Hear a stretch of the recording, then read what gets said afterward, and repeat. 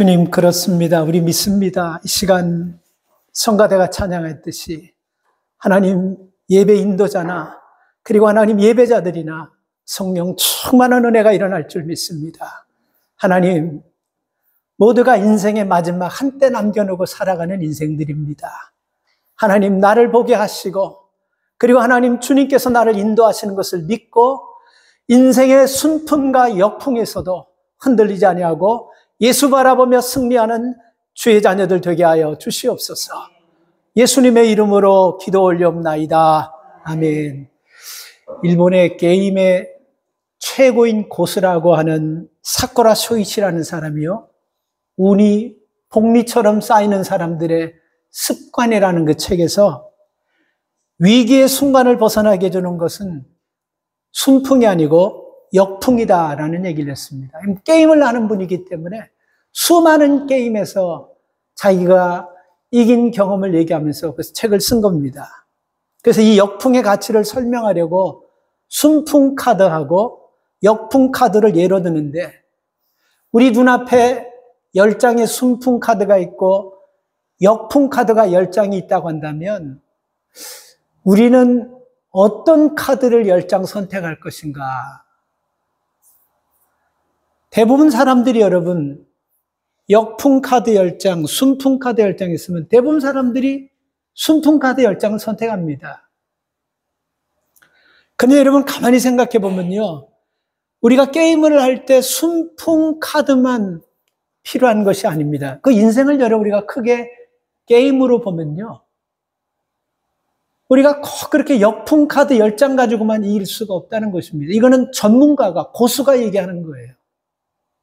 그래서 만약에 저한테 이런 10장의 카드를 선택할 수 있는 이 기회가 주어진다고 한다면 순풍 카드 7장에서 8장 정도 선택하고 역풍 카드 2-3장 선택할 것 같아요.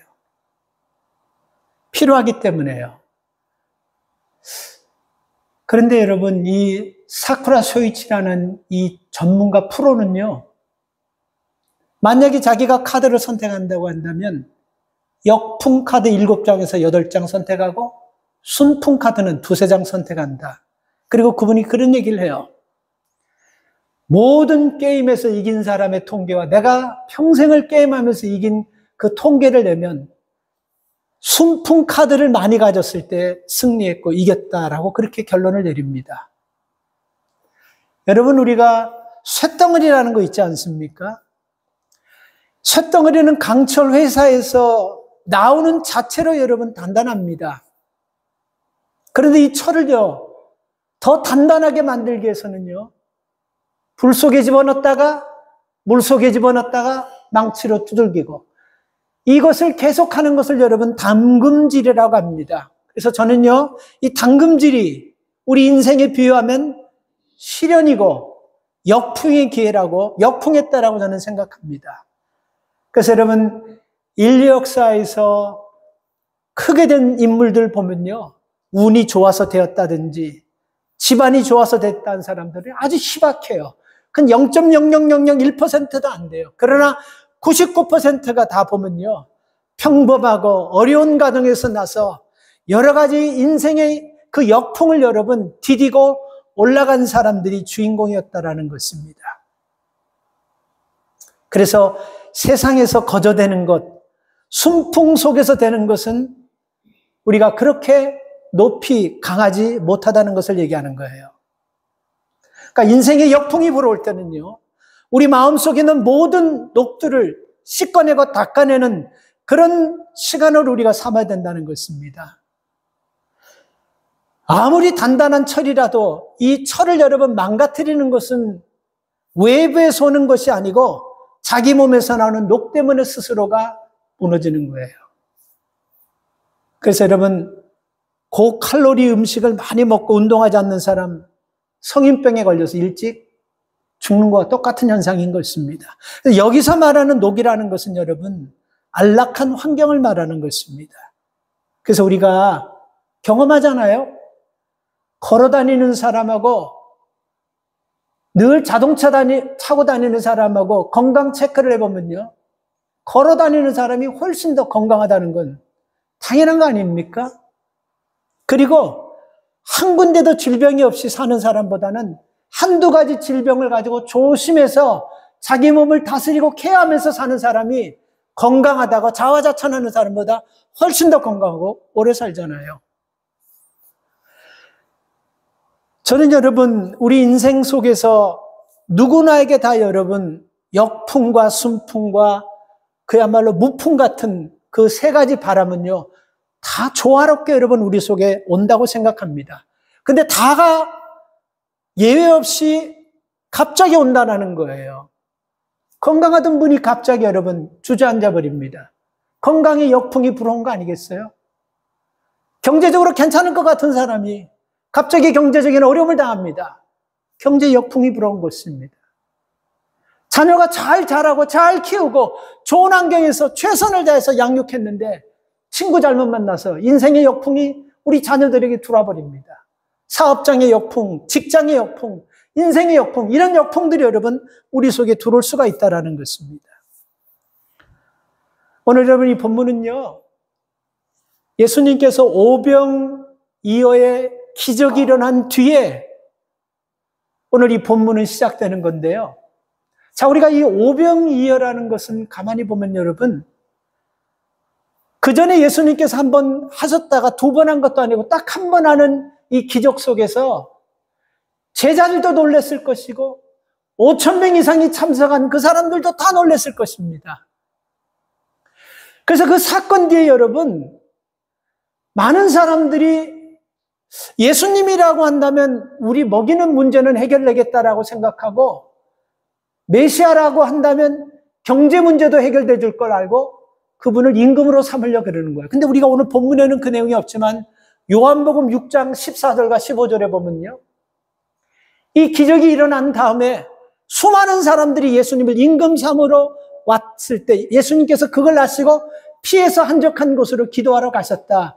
요한복음 6장 14절과 15절 그렇게 나오고 있습니다. 자, 우리는 여러분 여기서 중요한 것을 하나를 인식하고 오늘 말씀을 드려야 됩니다.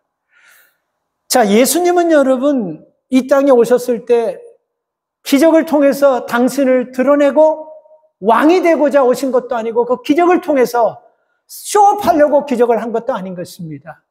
예수님께서 판단하셨을 때 많은 사람들이 오전부터 오후까지 따라다니면서 하나님 말씀을 듣는데 허기지고 배가 고픈 것을 아시고 그게 꼭 필요한 것을 예수님께서 보리떡 5개 물고기 2마리로 기적을 행했어요. 근데 이것을 보고 여러분, 그 기적에 참석했던 수많은 사람들이 예수님이라면 우리 먹일 수 있겠다라고 이렇게 생각하신 거예요. 예수님이라면 이제 먹는 걱정하지 않겠다 그렇게 생각하신 겁니다. 그리고 예수님이라면 로마의 억압으로부터 우리를 해방시켜 줄 거라고 그렇게 생각하면서 이분이면 임금 될 수 있다고 생각하고 임금으로 삼으려고 하는 것입니다.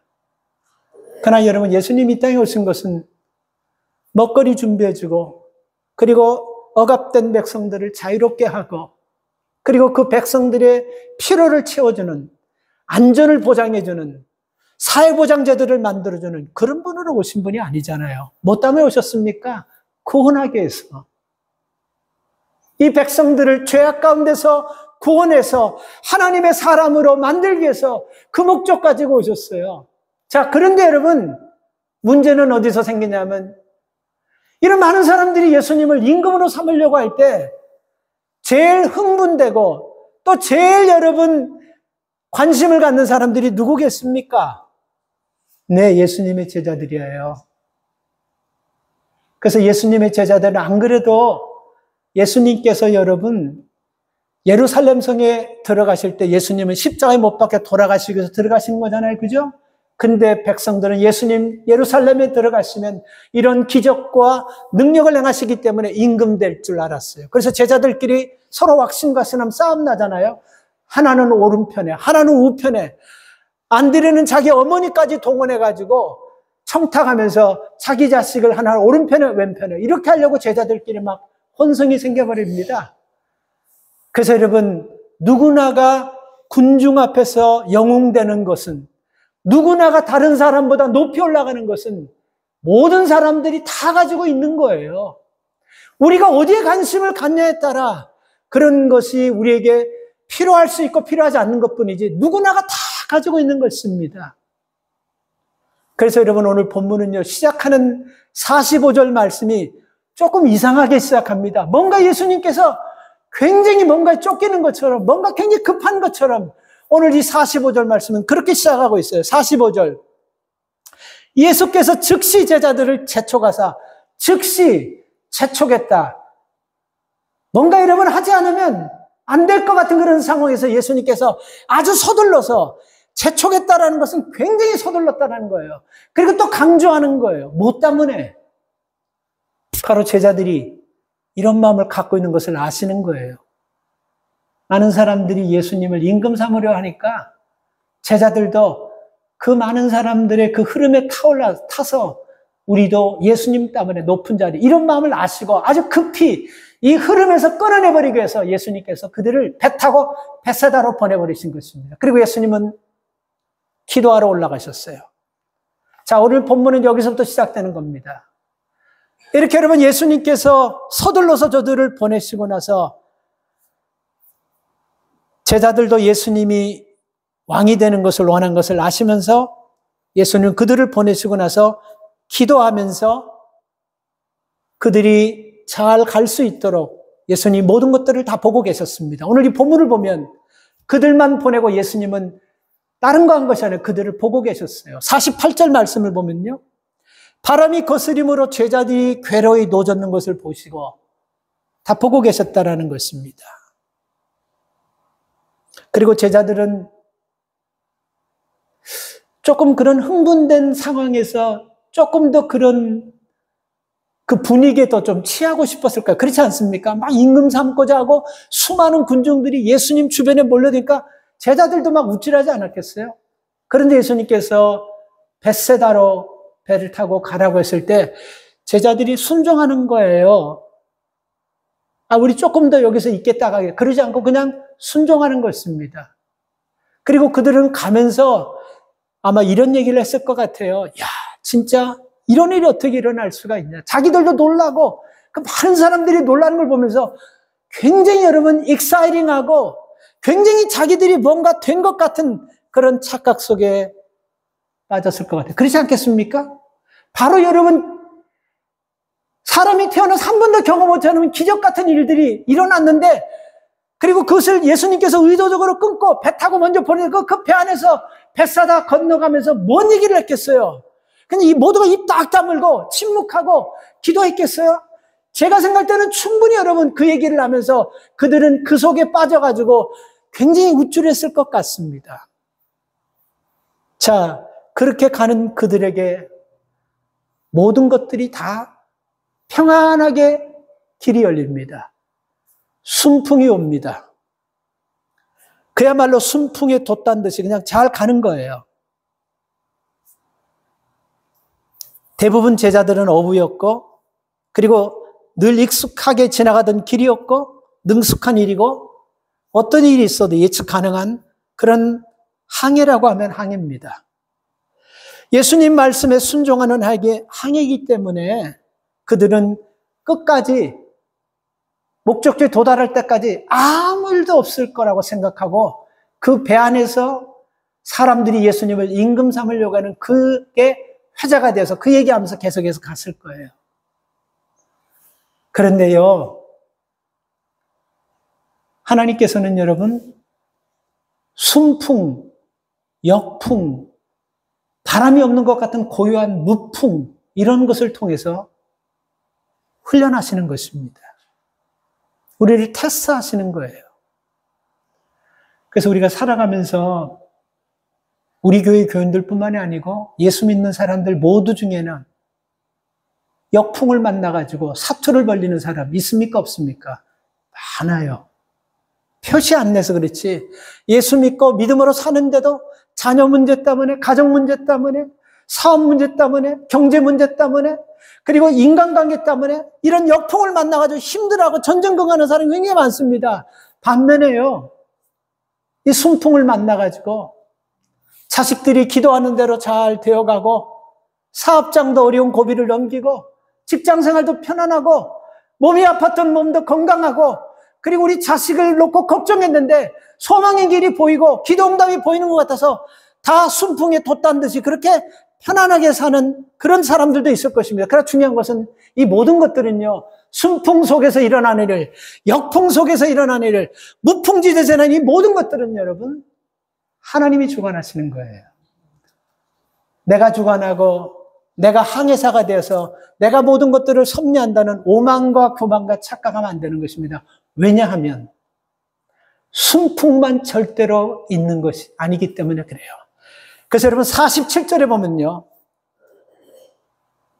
저물매 배는 바다 가운데 있고 예수는 홀로 무태 계시다가 48절 바람이 거스림으로, 이 바람이 거스린다라는 말, 이게 이제 역풍이 시작되었다라는 말인 것입니다. 그리고 배가 바다 가운데 갔다는 말이 있잖아요. 해피려면 여러분 출발 전에 거스려버리고 파도가 치고 그러면 출발 안 했을 거 아니에요. 그죠? 근데 출발해가지고 한 중간쯤에 갔는데 여러분 역풍이 생기는 거예요. 근데 여러분 꼭 이 역풍이라는 것은 그렇지 않습니까? 뭔가 여러분 잘 될 것 같을 때 갑자기 여러분 확 붙잡혀버리고, 뭔가 여러분 괜찮을 것 같은데 갑자기 일이 꼬여버리고, 이제는 고생 좀 다 했다라고 생각하고 이제는 조금 더 여유를 가지고 한번 즐기면서 살아보자고 생각하는데 털커덩 역풍이 여러분 갑자기 인생 중반에서 딱 걸려버려요. 그래서 배가 바다 가운데 갔다는 이 말, 바다 가운데 갔다는 이 말 여러분 영적으로 해석하면요, 이게 여러분 살만할 때, 이게 모든 것들이 다 완벽하고 안전하다고 할 때 꼭 이런 문제들이 역풍이 들어온다는 것입니다. 48절 말씀 보면 바람이 거슬렸다라고 나옵니다. 이 거슬렸다라는 말 뜻은 여러분 따르지 않고 방향이 어긋나다, 순리를 벗어나다, 이런 뜻이에요. 바람이 거슬렸다, 그냥 뭐 바람이 불러다가 뭐 미풍이나 이런 뜻이 아니고 순리를 거스리고 자연을 거스르는 바람. 그래서 여러분 많은 학자들이나 추석학자들은 이것이 여러분 광풍이고 태풍이고 엄청난 무서운 바람이라고 그렇게 얘기하는 것입니다. 그래서 인생항에서 갑자기 순리에서 벗어난 이런 바람이 불어버리면요, 인간이 가지고 있는 것과는 해결할 수가 없는 거예요. 그래서 여러분 우리가 태풍이나 토네이도나 자연현상이나 지진, 이게 무슨 빽 가지고 힘 가지고 권력 가지고 해결됩니까? 안 되는 거예요. 왜? 자연을 벗어나서 거슬려 가지고 되는 일이기 때문에 사람의 손과 사람의 행동 가지고는 안 된다는 것입니다. 참 우리나라 한국 대통령 생각하면요, 어떻게 보면 참 불행한 역사가 아닌가. 세계 어느 나라를 봐도 전두환 대통령, 노태우 대통령, 박근혜 대통령, 이명박 대통령 공통점이 뭐냐면 다 대통령 마치고 감옥에 갔다는 거예요.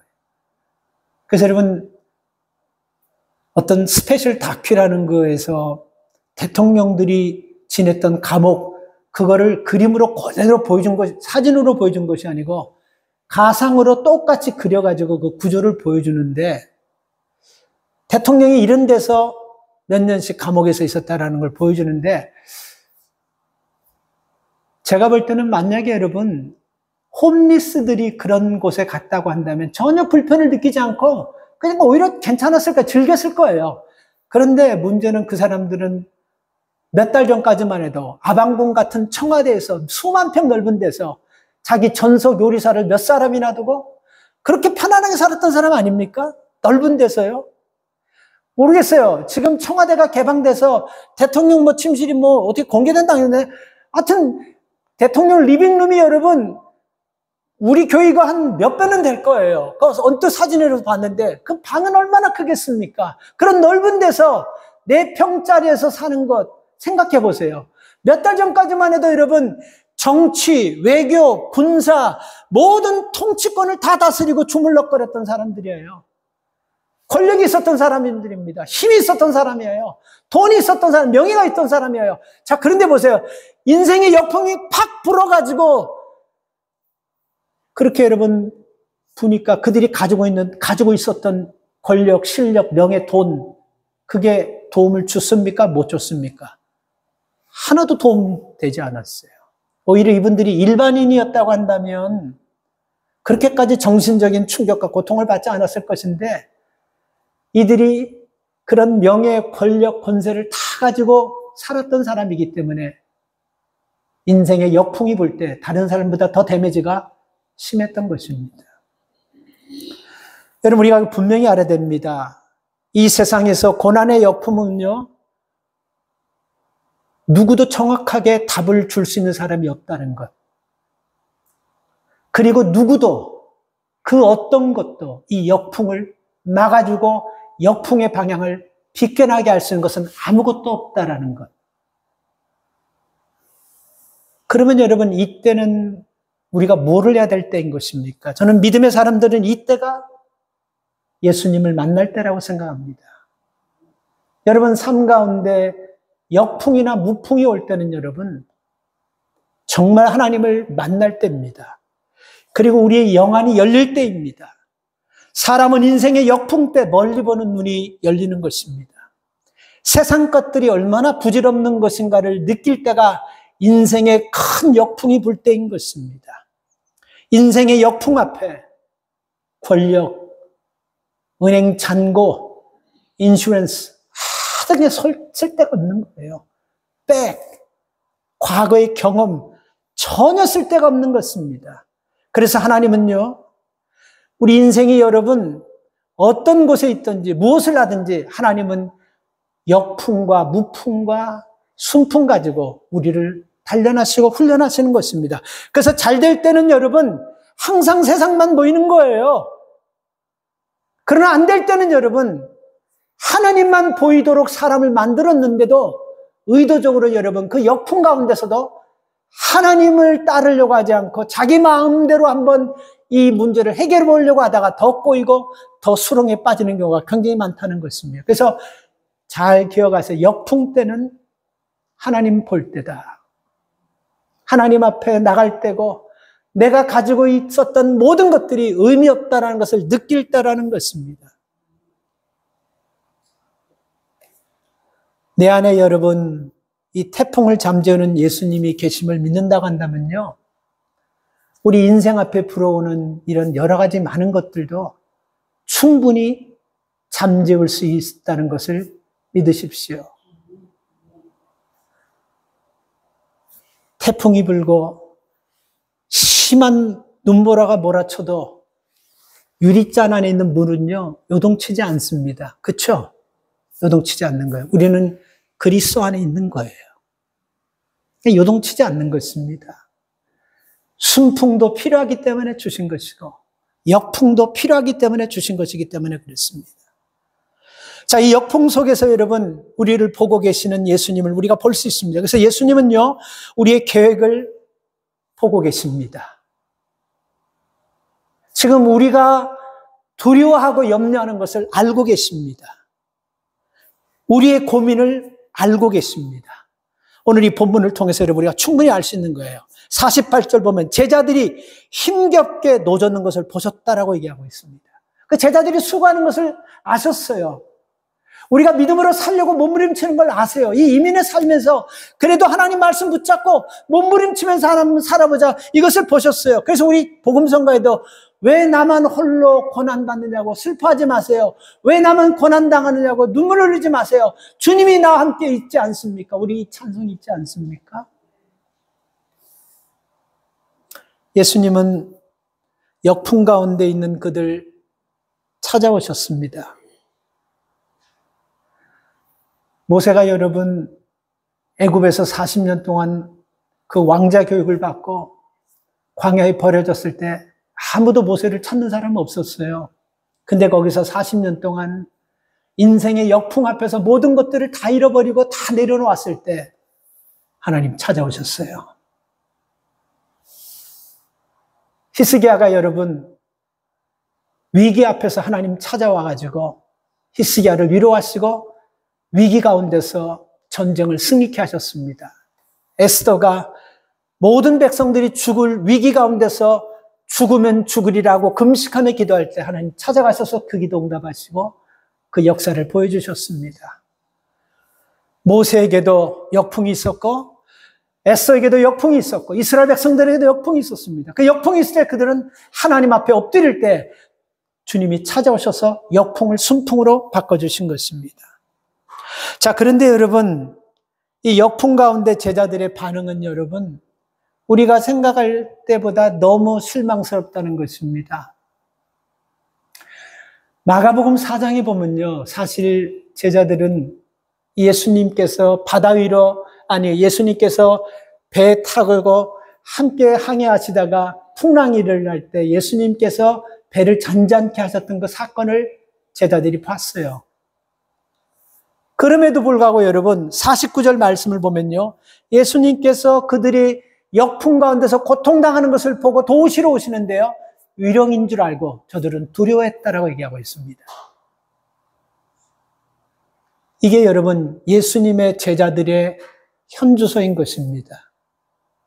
예수님과 함께 다니면서 몇 시간 전에 예수님께서 오병이어의 기적을 행하는 것을 보면서, 그리고 며칠 전에는 죽은 사람을 살린 걸 보면서도 예수님을 보고 유령인 줄 두려워하는 것, 이것이 여러분 제자들의 신앙의 현주소입니다. 오늘 우리도 여러분 똑같다는 것입니다.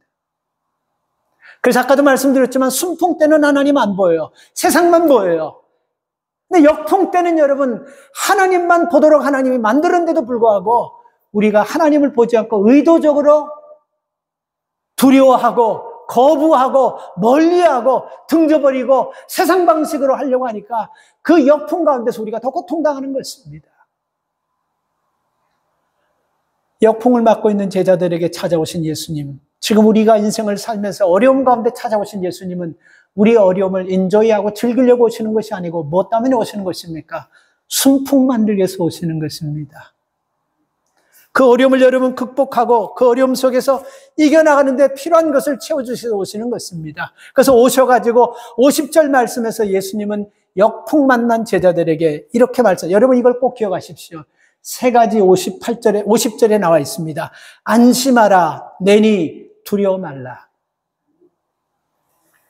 우리가 어떤 인생의 역풍을 만났다 할지라도 주님이 찾아오셔서 이 말씀하는 겁니다. 안심하라, 내니 두려워 말라. 이 안심하라는 말은 뭐겠습니까? 이제 내가 역풍 가운데 너희와 함께 있기 때문에 이 역풍에서 너희를 지켜주겠다는 말씀 아니에요. 그래서 안심하라는 것입니다. 나라는 것은 누굽니까? 하늘과 땅의 모든 권세를 창조하시고 하나님이 주관하시고 섭리하시고 시공간을 초월하시고 자연계를 뛰어넘어서 물을 걸으시고 파도를 잔잔케 하시는 그분이 바로 나다라는 얘기예요. 별 볼 일 없는 사람이, 아무것도 할 수 없는 사람이 내가 있잖아가 아니라 하늘과 땅의 모든 권세를 가지신 그분이 나다라고 얘기하는 것입니다. 이것을 우리가 믿음으로 알 때 여러분, 우리 안에 있는 역풍도 순풍이 되어버리는 건데 우리 안에 믿음이 없기 때문에 여러분 그것을 깨닫지 못하는 거예요. 만약에 믿음 있는 사람이라고 한다면, 위기 가운데 나다라고 하신 예수님의 음성을 듣는다면 그것보다도 기가 막히고 그것보다도 감동스러운 주님의 말씀이 어디 있겠습니까? 세 번째 뭐라고 했습니까? 두려워 말라. 이거 보면요, 명령령이에요. 이제 그만 스탑, 이겁니다. 그만 스탑. 이제 두려움 그만 스탑하라는 것입니다. 주께서 함께 하시기 때문에 스탑하라는 거예요.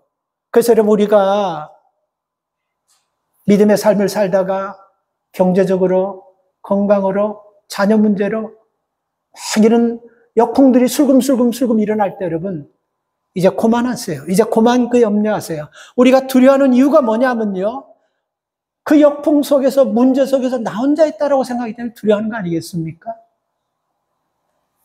능력이 없다고 생각하기 때문에 두려워하는 거 아니겠어요? 주님이 없다고 생각하기 때문에, 내가 하려고 하기 때문에, 내 소견대로 하려고 하기 때문에, 미래가 불확실하다고 생각하기 때문에 우리가 두려워하는 것입니다. 그래서 이 말을 듣고 제자들이 어떻게 합니까? 51절 예수님을 배에 모십니다. 자, 예수님을 배에 모셨다는 것을 우리가 영적인 것으로 좀 해석하면요, 다 내려놓는다는 것입니다. 우리가 인생의 역경과 역풍 앞에서는 여러분 버티려고 하기보다 하나님을 찾을 때고 하나님을 찾았으면요, 거기서 우리가 완전히 다 내려놓고 완전 해체를 해야 되는 것입니다. 그리고 하나님께서 인도하시고 하나님께서 이끌 수 있도록 다 내려놓고 맡기는 것, 뭐 자존심도, 건강도, 자녀 문제, 경제 문제, 어느 것도 여러분 다 내려놓는 거예요. 내 스스로 여러분 이루려는 것을 주님 앞에 내려놓을 때 우리의 역풍은 기가 막히게 여러분 순풍으로 바뀌어져 버리는 겁니다.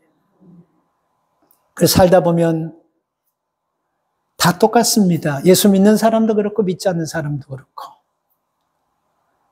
이 역풍과 순풍이 불 때가 있는데 우리가 조금만 어려워도 이게 역풍이라고 하나님의 뜻이 아니다라고 생각하면서 우리 마음대로 해석하고 우리 마음대로 막 그냥 말하는 거, 그거 조심해야 돼요. 그리고 조금만 잘 되면 이거 하나님께서 길 열어주시고 기회 주신 거라고 생각하면서 그렇게 막 하는 것도, 그것도 조금 우리가 자제해야 됩니다. 이거 분명히 아셔야 됩니다. 여러분, 역풍이 와도 하나님의 뜻일 수 있고 순풍이 와도 하나님의 뜻이 아닐 수가 있다라는 거. 우리가 사도행전 27장에 보면요, 사도 바울이 로마로 출발하기 위해서 미양이라는 곳에서 베넥스라는 곳으로 출발하게 됩니다. 근데 바울은요, 미양에서 겨울을 지나고 출발하자 그럽니다. 근데 선장, 선원, 전문가들이 뭐라고 하냐면요, 여기서 한 계절을 지나고 나면, 그리고 지나고 난 다음에 또 풍랑이 안 올 거라는 생각도 없고, 그리고 지금 풍랑이 이제 않았기 때문에 가도 된다라고 막 생각하면서 결국은 선장과 선주의 말을 듣고 그 미양에서 베넥스를 출발합니다. 참 아이러니하게도 출발하는데요, 날씨도 너무 좋았고 미풍이 불었다라고 성경은 기록하고 있습니다. 생각해 보세요. 안 그래도 출발해야 되나 선장과 선원들이 고민을 하는데 저 믿음의 사람이라는, 하나님의 사람이라는 사람이 출발하지 말라고 하니까 얼마나 부담스럽겠어요. 출발하다가 생기는 모든 것들은 자기가 다 물어내야 되기 때문에 선장과 선원이 얼마나 고민스러워요. 그런데 여러분, 그런 고민 가운데 날씨까지 받쳐주고 순풍이 싹 부니까 순풍이 돛단 듯이 출발했어요. 결과가 어떻게 됐습니까? 유라굴로라는 광풍을 만나서 떼죽음 당할 뻔하는 것입니다. 그러니까 순풍처럼 잘 분다고 해서 이게 하나님 뜻이라고 얘기할 수 없다는 거죠. 우리가 요나를 봤어도 여러분, 요나 보세요.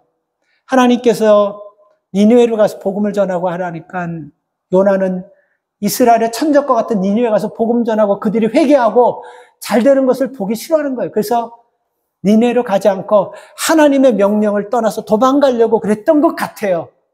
그래서 항구에 가서 배 타고 저 멀리 가버리려고. 요즘이야 여러분, 전화해서 어디 가는데 몇 시간 몇 시에 있고 다 이렇게 스케줄을 볼 수 있지 않습니까? 그 당시에는 여러분, 배가 사람들이 모여야지 짐 싣고 가는 거예요. 그래서 1년이 있을 수 있고 2년이 있을 수가 있어요. 근데 여러분, 항구로 요나가 나갔는데 니느웨로 가는 배가 딱 있었으면 아마 니느웨로 가는 배를 탔을 거예요. 근데 니느웨로 가는 배는 없고 다시스로 가는 배가 딱 있었던 것 같아요. 그래서 그 배를 타버렸어요. 이거 하나님 뜻일 수가 있겠구나 하고 탔어요. 타서 어떻게 됐습니까?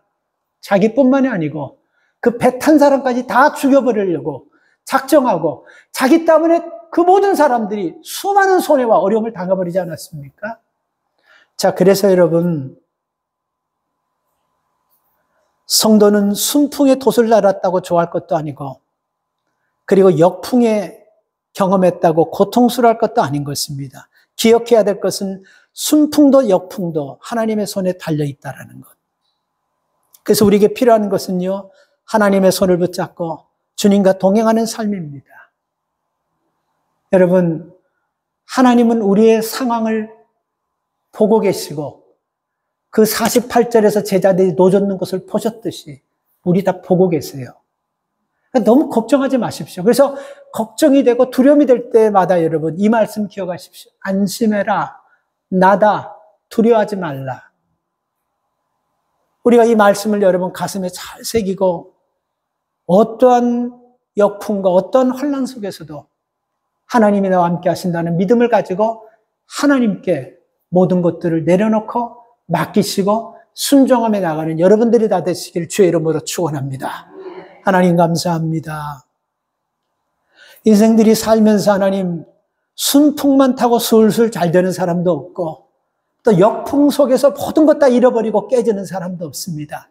하나님은 믿음의 백성을 순풍과 역풍과 무풍으로 훈련하시는 것입니다. 그리고 그 훈련 가운데 제자들이 괴로이 노젓는 것을 보셨다라고 말씀하셨습니다. 주님, 우리의 어려움, 우리의 고민, 우리의 계획, 우리의 불안한 마음 다 알고 계십니다. 하나님, 유리잔 속에 들어있는 물은 주변에서 아무리 태풍이 오고 아무리 센 바람이 와도 유리잔 속의 물은 흔들리지 않습니다. 주님 품 안에 있는 하나님의 사람들은 흔들리지 않는 것입니다. 우리가 역풍 때 하나님을 만나는 계기가 되게 하시고 주님께 내 삶을 내려놓는 계기가 되게 하시고 멀리 보는 눈이 떠지는 계기가 되도록 도와주셔서 하나님 우리 인생을 주께 맡기고 주님이 인도하시는 대로 승리하는 복된 삶들이 되도록 축복하여 주시옵소서. 예수님의 이름으로 기도 올려옵나이다. 아멘.